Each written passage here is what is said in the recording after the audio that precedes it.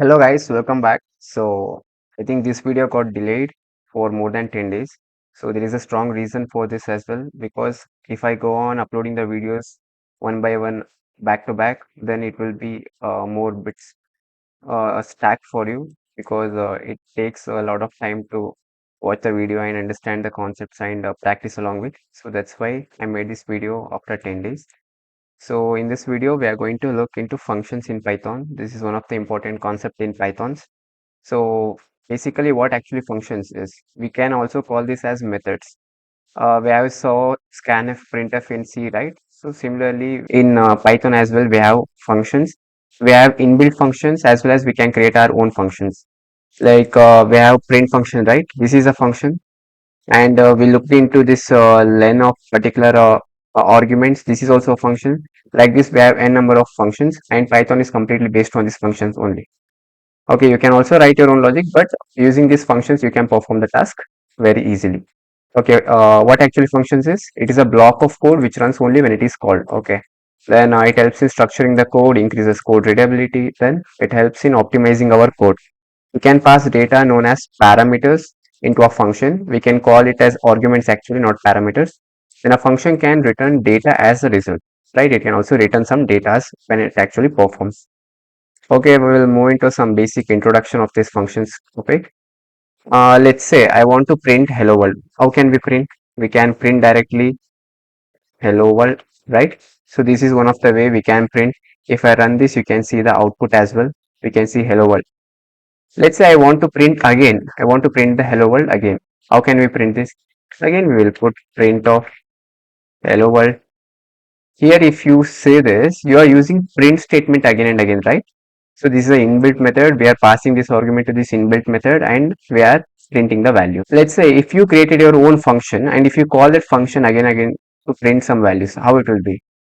Let's say I will create a function. Let's say diff. Let's say I will create a function like print hello. So this is a function. See, you can see here, this is one value, sorry, this one title or a name. After this, if we open and close this particular oval braces, then we will call this as function. And this is the method how we can define a function. We will use this def keyword, then we will write the name of the function, then we will open and close oval braces, then we will use a colon to just move on to this. After writing this, if you press enter, you can see the cursor does not move to the end of the screen. It just moved just before after this particular space, right? So this is called indentation. I have already explained this in the previous video. If you have not watched the video, please go back and watch the video and come to this video. So we have created one function, that is def print hello, and we want to print something. Okay, if I want to print hello world, what we will do is we will simply write here print hello world. If I want to print hello world twice, what we will do? We will just call this function twice. That's it, right? We don't even require this print statement here. Actually, print hello. If we call this function directly, what actually this? This is function call. We will call this as a function call. If we the control actually runs this line, then what it will do is it will move this control to this function and it will perform the task which is present inside the function. Then the control will return back to this particular line. Then after the control will move to the next line. Again, if you see here, we have written print hello. That is also a function call. Then it will control will move to this function call. It will perform some task which is present in the function. Again, the control will be moved to this particular line, right? So if we run this, what we will get? We will get hello world twice. Why? Because we are calling this function twice. So let me run this. So here you can see hello world has been printed twice. Why? Because we have called the function twice.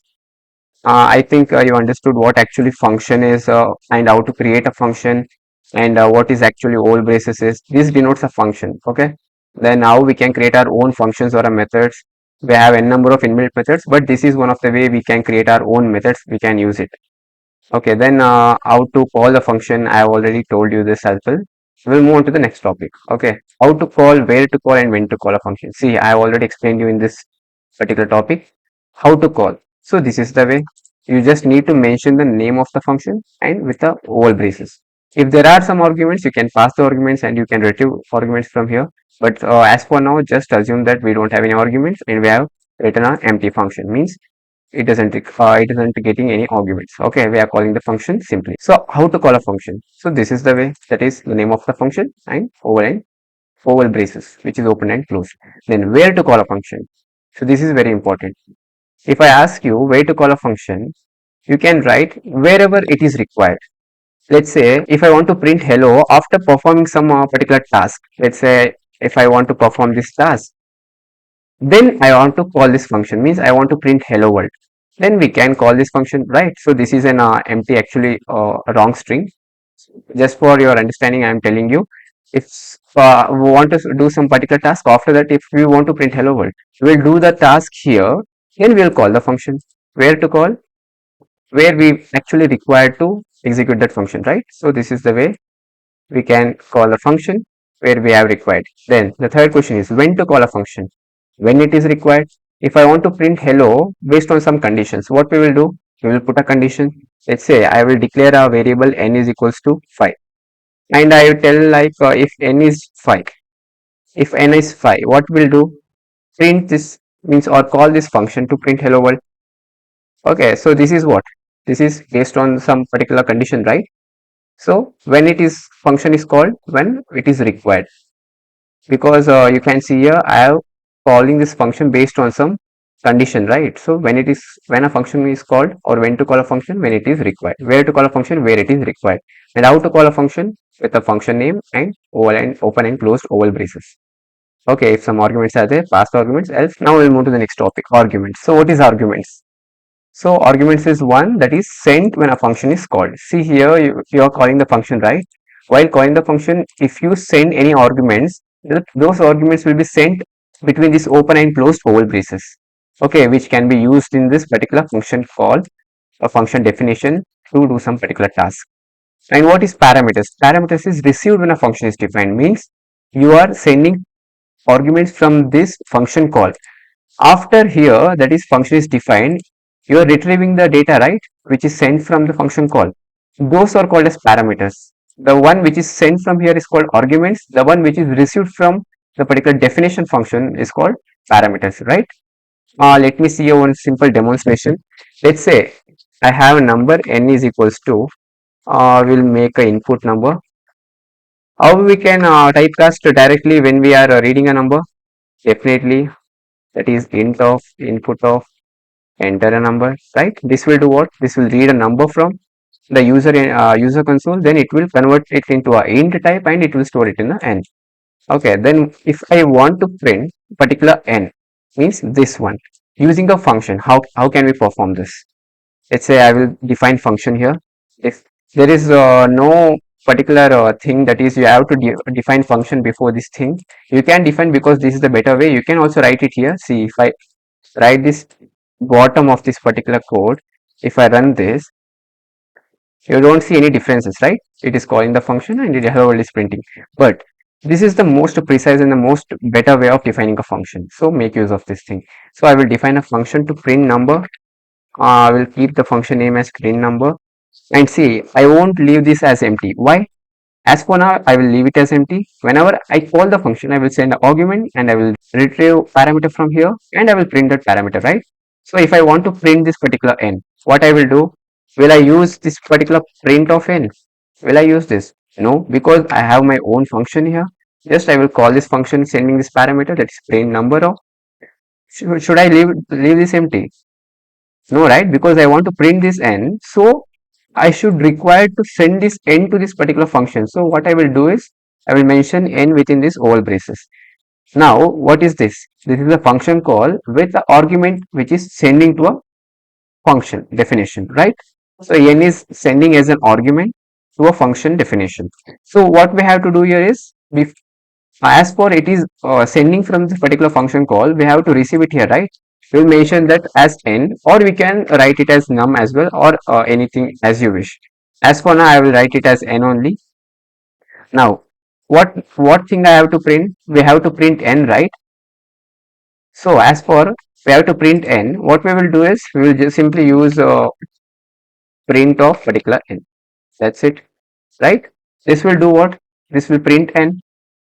Now many people will be getting this confusion as we can use directly print. Why you are calling this function and making it to print n? See, this is one of the best way and one of the good way to perform some task again and again. Let's say I want to print only n here, so I make use of print n and I will leave. If I want to print some 10 to 15 lines, or if I want to print some particular task again and again, like 15 to 20 times, should I write the code 15 and 20 times? No, right? Write the thing to be done in a function, define it as a function, and call it again and again whenever you are required. So this will improve what? This will reduces the memory used by the particular program, and it will helps to make code more readable and make you understandable. See, if you read this definition function, then you came to know that print number means this function is what doing. This function is printing a number, right? So you can make code more readable. So if I run this, what you can see, so it is asking me a number, right? Let me enter 5. So you can see here output is printed as 5. Why 5? Because we have read the 5 or to a n as an integer.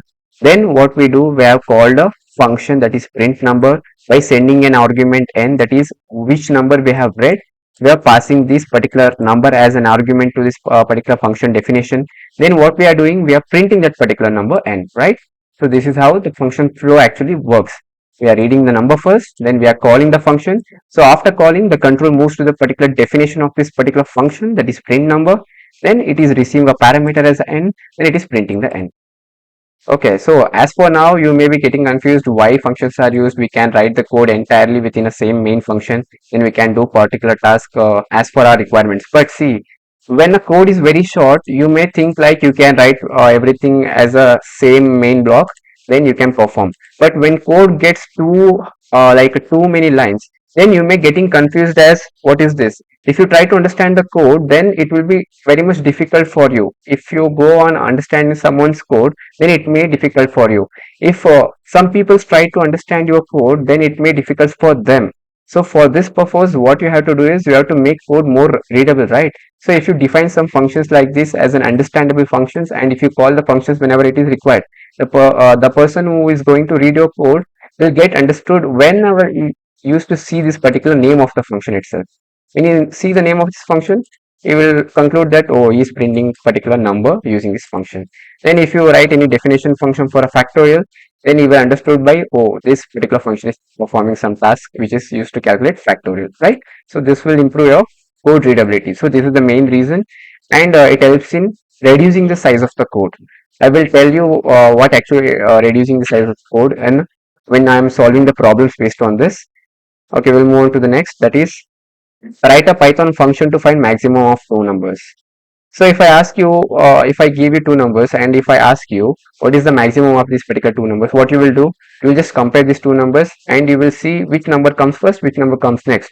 Then which number comes next will be the maximum, right? You will just simply tell, if I ask you 2 and 5, which is greater, you will tell 5. So simple, that's actually simple. You can perform simple if else. Let's say we'll read input from the user itself.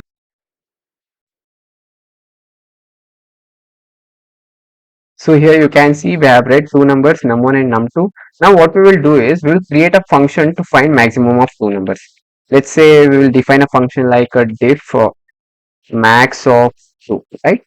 So you may ask here where I have written the small letters first, then I used capital O, then again small, and again used capital T, small w, small o. So this we call it as camel case denotation or notation. We call it as in Python. Not in Python, we can use this in Java, C++ as well. Just for our notation, just for our increasing readability, you can see a max of 2. So then what this actually function do is it will take two parameters from whenever it is called. Let's say we will keep this as num1 and num2 itself, and it will print the maximum one. Means if num1 is maximum, it will print num1. If num2 is maximum, print num2. So how to check whether which number is maximum? Go for simple if. If num1 is greater than num2, print num1, right? Else what you will do? Will print num2, correct? So if I want to call this function, how we can call? We'll just make use of this particular max of 2 and this.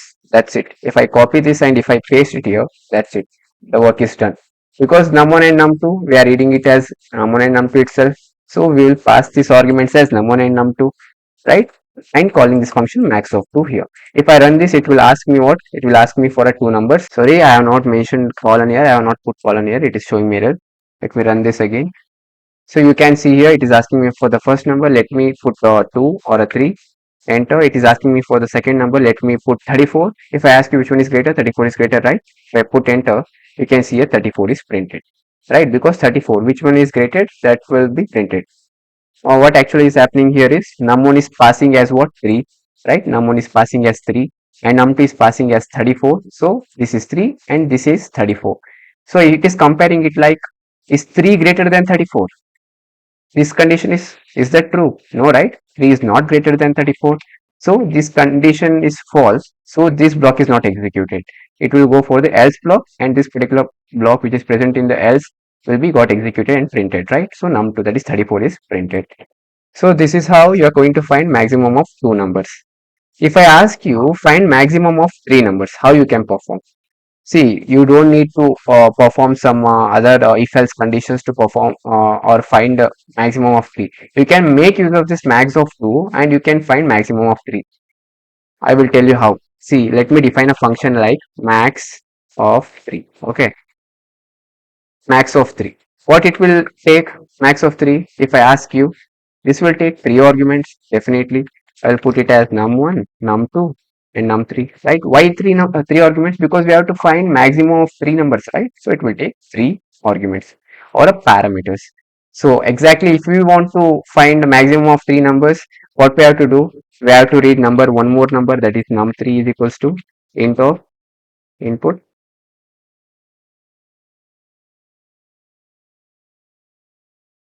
So using this value particular statement, what we are going to do is we will going to read particular third number. For our sake, we will just comment this one as for now, because we are going to find number of maximum of 3, right? So we are now we will try to define this particular max of 3 function. So just think for a minute by pausing the video. Can you find maximum of 3 numbers using this particular max of 2 numbers function? Just think for a minute. Okay, I will tell you the solution how. See, if I ask you maximum of this all three numbers, what you will do? You will just compare first this particular two numbers is greater than particular num1 is greater than num2 or num2 is greater than num1. Then you will get one result, right? Let's say num2 is greater. So you will get result for this particular comparison as num2. Then what you will do? You will compare that particular maximum number with the remaining element, right? So the same way we will perform maximum of 3 here as well. We will do what? We will do max of 2 of particular first two numbers, then we will get one result from here. I will tell you how we will get, and using that result and the remaining number we will do again max of 2, right? From these two we will get one result, and then that one result along with this remaining number we will find another maximum, that is of these particular two numbers. Then we will get one result. So what we will do is we will make use of return statements here. What actually return statement, I will explain you in the particular section here. Let me explain you the first return statements, returning values. See, returning is no more. See, if I copy this value, let me copy this one, this max of 2, paste it here. That is where I'm. Okay. Here what we are doing, we are just printing, right? So instead of printing, if I want that number to be returned to the called particular line, what we have to do? For performing this task, what we will do is max of 2 we will write, and we will send num1 and num2, right? For our sake, let me declare num1 and num2 here itself. 4 and num2 is 5. So if I call this function now, what will be printed? 5 will be printed, but I don't want to print 5 here, means in the function call. If I want to print that 5 where the function is getting called, then what we have to do? We don't want this print statement here, right? Because we don't want to print, but we want the maximum number, but we don't want to print here. So how we can do? We can retrieve data from the function as well, function definition as well. Let's say if num1 is greater than num2, what we will do is we will make use of return statement and we will send num1. Means if num1 is greater number, return num1. Else what we will do? We will make return num2. So this will do what is, whenever the function is called, this will process, means this will perform this task, that is it will checks for the greater number, and whenever this particular statement is got executed, that is return num1, what it will do is it will return this number, means it will pass this particular number from this particular definition to function call as an argument, just like as an argument where you are sending num1 and num2 from here to here, right? Similarly, it will send num1 from function to particular function call. So as it is returning some values, so after performing this function, right, after calling this function will be returned with this num1, right, means this will be getting hovered with number, means after calling this particular entire thing will be got replaced with number, right? So in order to store that number which is getting returned by this function, what we have to do is we have to assign it to a particular variable. So here what we will do is we will create a variable result. Then we will call this function. As this function is returning num1, the num1 will be replaced this particular max of 2 and result will be stored with num1, right? Then what we will do is we will print result. Exactly, this is also works as the previous one only. As you can see, 5 is printed by 5 is greater 1. This is also working as the previous particular code itself, but the variation is it is not printing here, it is printing here, means in the main block. So this is a function call, it is not printing here, it is printing here by retrieving the result from this particular function. So it is returning what? It is returning result. Now you can ask me that after returning this, will this get written? No. After returning this, the function will be got terminated there itself. After returning this, the main control will directly move into the function call line. Okay, function call line, that is this. Means this num1 will be got there from here. Then result will be assigned with num1. Then print statement got executed. After return statement, nothing will be got executed. Everything will be ignored. Okay, so this is what returning. So we will make use of this return statement here to perform this particular max of 3. So here what we will do is we will find maximum of these two numbers and retrieve that particular maximum number from this max of 2 to max of 3. Okay, so we will get one number which is maximum of these two numbers. Then what we will do is that we got that number, right? So that number and this particular number will be sent as an argument to max of 2 again, and we will retrieve that particular maximum number again. Then what we will do is we will got one result, right? That result, what we will do is we will just return it to the main call, that is max of 3 here. Max of 3. We are sending num1, num2 and num3.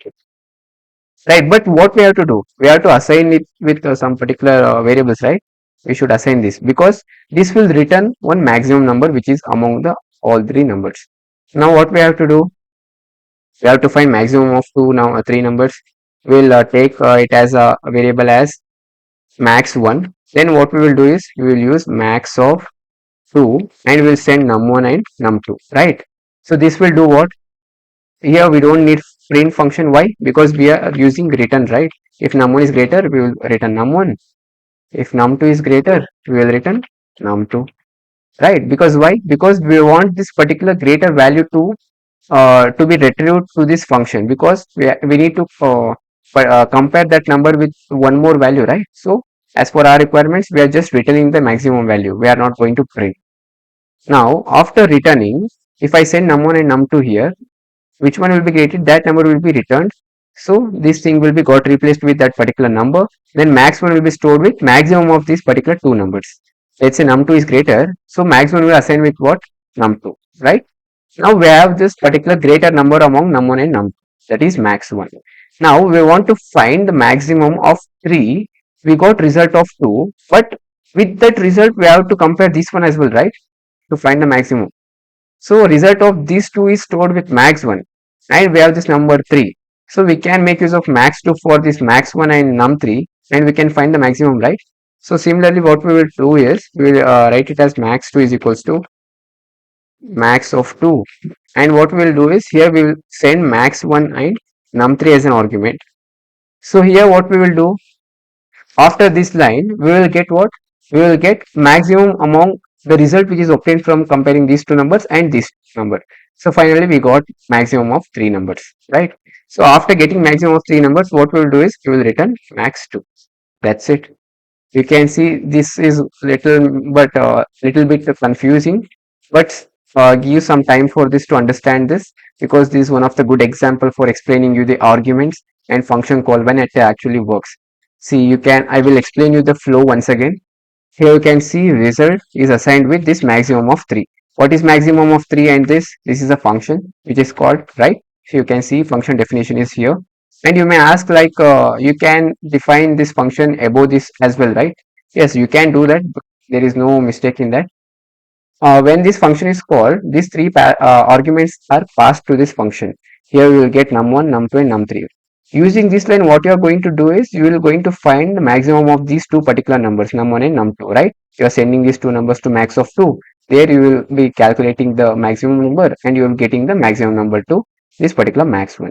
So max number will be assigned with maximum of num1 and num2. Then what you are going to do is you have maximum of these two numbers and you have one more number. So go and compare for those two numbers using this particular second line. So using this second line, what you are going to find is you will be going to find maximum of all the three numbers. Then just return this max 2. That's it. You have to print result, right? If I run this now and if I put numbers right now, 3434, then if I put 343, then if I put 22, definitely you will get 3434. Why? Maximum of these three numbers is this one. And it is not necessary that you should store this in a variable, then you should print that particular variable. You can make use of print statement here directly itself. That is print of this maximum of three numbers. You can do this as well. See how I will explain you how this actually works is when you call this function, definitely this function will return one value. So this line entire thing will be replaced with that particular number, right? So that number will be printed using this print function. Print function will take that number as an argument and it will print. So this will also works. And you can also concise this. I will comment this. So we can write this in a single line as well. I will show you how. You just do what? Return max of 2 of, then in this function what you are returning, see you can see here max of 2 of num1 and num2, right? And here what you are returning, max of this particular number and the remaining number num3. So what you do is you will write num1 here and again you use max of 2 of num2 comma num3. You may get confused from here. I will explain you what actually happening here is. See, this is showing me yellow line. Let me see this. Max of why this is showing me error is I have written small o here. That's it. If I make this capital O, you can see the error is gone. Now you can find this from here. It is returning max of 2 of these particular two numbers. See, num1, and after performing max of 2, you will get one number here, right? Again, those two numbers is sent to max of 2 and you will get one number again, then that number is returned. So this is how you can concise this 3-line code to a single line code. Try to make understand of this particular code, it will help you. Now we'll move on to the next problem. Write a Python function to find factorial of number n. So what is factorial of number n? If I ask you, let me comment this. If I ask you n factorial, what you will do? N factorial is what? N into n minus 1 factorial until n is 0, right? Now if I ask you with some example, let's say what is 2 factorial? What you will do? You will perform 2 into 2 minus 1, that is 1, right? You will return this result. So similarly, if I want to print factorial of any particular input value means user will enter a number, then you have to find the factorial of that particular number, then you have to print the factorial. How you can do? And you are mentioning like Python function, you have to write a function for this. So let me read first input from a user. So here you can see I have read one input from a user and I have converted it into a int type. Then what I have to do is I have to define a function, right? Define factorial of this particular n. What is n? N is an parameter we are receiving from here. I can write it as num as well, no problem. Now what we have to do, we have to print the factorial, right? So how we can do factorial? If we make use of a loop from this particular number till 1, we can print the factorial, right? See, you can see here 2 factorial means 2 factorial into 2 minus 1 factorial. Means it is going on decreasing, right? If I take example of one more, let's say 6 factorial. You can see here it will be 6 into 5 into 4 into 3 into 2 into 1. Here you can see each and every number is getting minus 1 whenever it moves for the next iteration. So you can make use of loop. So for I in range of num, I will use range of num means from particular 1 to num. Means num is what? Num is the user entered value here, right? So for I in range of num, but if I use num, will this give me the expected correct result? Just guess for a time, because range of n means it will go up until num minus 1, right? So I just want to do what? I just want to add plus 1. And if I use I in range of this, I starts from where?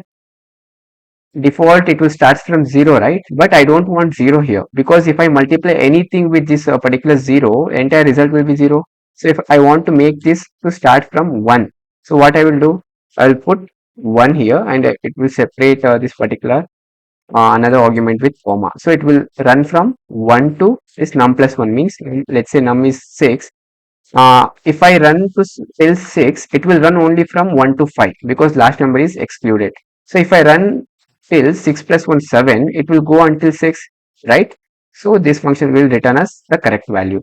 Now what we will do, at each and every iteration, we have to multiply the thing and we have to store it in a variable, right? Let me create one variable. Sorry, not in. I will create result and I will store initially 1, not 0. Why? Because if I multiply 0 with all the result, it will got 0. So initially we will maintain it with a 1. At each and every iteration, what you have to do? You have to multiply this with current iterator, that is I, right?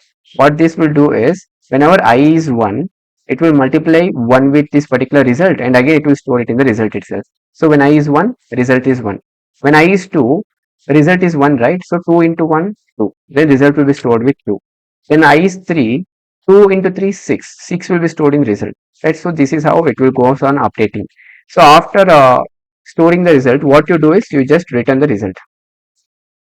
That's it, right? Now what we have to do, we have to create a variable. Let's say I will create it as a result, and I will call the function factorial of particular number. So this particular factorial of number will return what? It will return a result, that is factorial of this particular argument number. Then we will store this in a result. So if I print now, it will asking me for number. If I enter 5, it is displaying 120. So this is what? This is the factorial of 5. So this is the correct answer. If you want to verify this, you can go and verify this. So you can perform using this particular for loop, right? And you are creating function. Here you can see this code is more readable, right? You are just reading the number and you are storing the number using factorial function. You are calling this factorial function. If user watches or see your code, you will get understood by looking to this particular name itself. Oh, okay, this program is performing factorial by looking to this function, because you are using factorial name, right? Try to use very good understandable particular names to identify some functions. Okay, functions as well as variables. So we will move on to the next problem. So this is what? Write a Python function to reverse a string. Okay, so this is actually very easy actually, but I will try to make you understand. See, if I ask you how can we reverse a string? Let's say we have a string a b a b a. So this is a string. Of course, if you reverse the string, you won't get any difference. Let me remove a. If you reverse the string, you will get b a b a, right? Baba. So in the straight, it is a b above, and if you reverse this, Baba. If you want to reverse this, how you can do? You can use for loop. You can keep a pointer from the end of this particular string. It means this is what? This is a string which is iterable, right? You can iterate through this. So you can keep an index at here, and you can read each and every characters from the end of the string, and you can add it to a one particular result variable. Then you can print the particular result variable, right? In Python, we have a method called, or we have a concept like string slicing, right? I have taught this in the previous video, or maybe in lecture 6 or 7. Go for that video and look into string slicing. After look to this video. Okay, I will tell you how. Let me take a string. Let me s is equals to uh, I'm learning Python, right? Let me, this is a string. I want to reverse this string. How you can do this?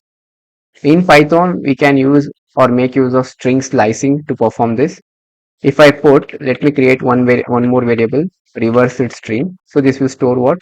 The string which is reversed. So here what we have to reverse, we have to reverse this particular S, right? Means string, which contains I am learning Python. What you do is write S. After this, make use of this particular square brackets. If I put square, what you will do, you will be assuming it like this is a list, right? This is a list. We use this to denote list. But here you can see here, we will use this for string slicing as well. If I write colon, colon minus 1, what is actually means? Tell me. Just pause the video and tell me what will be actually.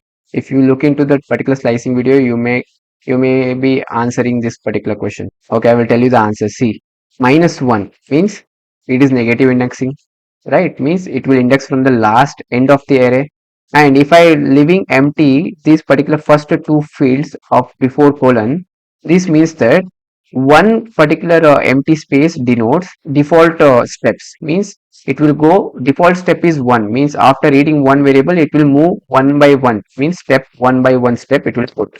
Okay, so this is what steps. So if I not mention means default step is what, 1. So after reading one character it will move one step ahead, one step ahead. And if I am leaving one more particular space empty, that means that it will move till the end of this particular string, means it will move from n to 1. Why n to 1, not I to n? Because it is negative slicing, right? So negative slicing starts from where? Last character and ends at 0th character, right? So negative slicing starts from minus 1, not from 0. Keep note of this.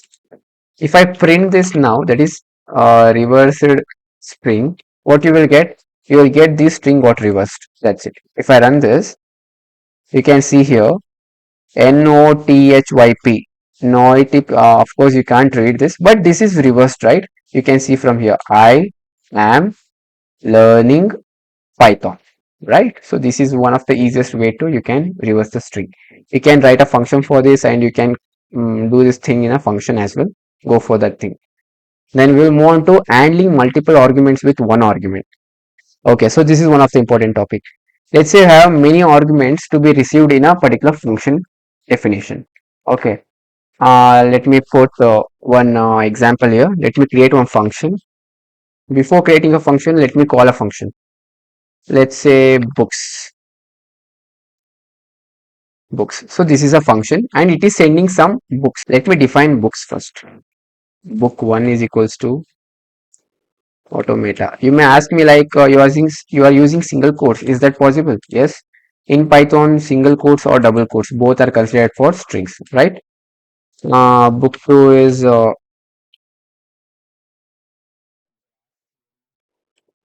graph theory.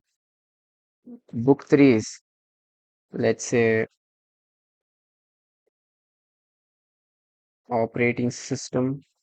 If spelling is mistake, please ignore that one. We are learning coding here, not grammar.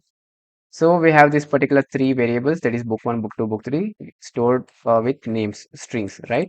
We will do what? We will pass this argument book 1, book 2, book 3. Okay, so we are passing arguments from here. Now, if I try to define a function for this, what we will do? We will make use of same thing, right? Define function. We will copy this one. We will paste after this, and we will use of this particular column, and it will move to. And then what we will do? We will print this particular book 1. Can we print like this? Book 1, book 2, and book 3. Can we print like this? Is this possible? Yes, of course it is possible. Because in Python, we used to separate each and every particular variables using comma only when we are printing. So this is possible. You can see automata, graph theory, and operating system. Of course, it's not distinguishable, but still you can see the result. Now, if I ask you, is that necessary to write all these parameters inside this call function? Is that necessary? No, it is not necessary. If you want, you can write. But if you want to minimize the code and make it more understandable, what you can do is you can use this asterisk. Okay, you can use this asterisk and you can give a name. Let's say I will give it as let, uh, let me give it as arguments args. Okay, so this is not a function actually. So this is one of the variable I have created. When I do this, what you have to do is these all particular variables are there now. They will be stored inside these args as a list elements. Means currently what is args? If I ask you now what is args? Args is a list consisting of all these particular variables which has been passed from here, right? Now, if I want to print this book 1, book 2, book 3, can I print like this itself? No, you can't print like this. Why? Because you are not receiving the arguments as the book 1, book 2, book 3. You are receiving arguments as list of arguments, which is args. So if you want to print elements which are present inside this list, how you will perform? How you will print? Definitely, you know, you're passing three arguments here. So this list will be consisting of three arguments. So in order to print all these three arguments, what you will use is you will make use of indexing, list indexing, arrays args of 0, then you will type args of 1, then you will type args of 2, right? So this will print what? This will print the same elements which has been sent from here. So if you run this thing now, you can see the same output, right, as earlier one. So this is how you can use handle multiple arguments with one parameter, that is arbitrary arguments. We will call this as arbitrary arguments, that is star args. It is not necessary that you should write args itself. You can use any other variable as well.